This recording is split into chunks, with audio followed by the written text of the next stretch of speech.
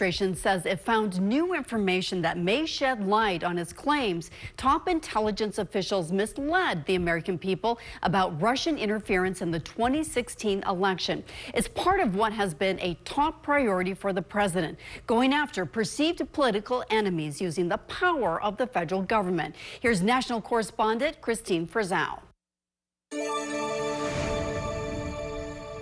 An aggressive effort by the Justice Department to find evidence of wrongdoing by high-level officials in government reaching yet a new phase. At a cabinet meeting Tuesday, President Donald Trump suggested newly discovered documents may provide that evidence. You've also found many bags of information. I think they call them burn bags. They're supposed to be burned and they didn't get burned. We are finding documents literally tucked away in the back of safes in random offices in these bags and in other areas, which again speaks to the intent of those who are trying to hide the truth from the American people. Director of National Intelligence Tulsi Gabbard once again referring to what she calls the Russia hoax, accusing former Obama intelligence officials James Clapper and John Brennan of misleading the American people about Russian interference in the 2016 election, despite multiple investigations finding Russia did meddle using social media and Russian bots. The assessment made no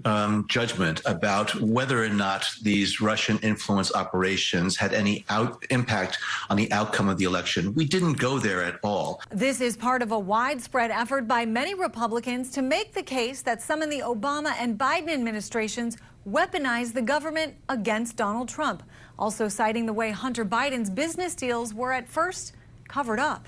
Hunter Biden was working with Chinese nationals linked to the communist regime. Senator Chuck Grassley led the investigation for years and suggests it was a scandal worse than Watergate. Watergate was kind of a cover-up from the outside. You and I have been talking during this podcast about a cover-up within government. There's a big difference.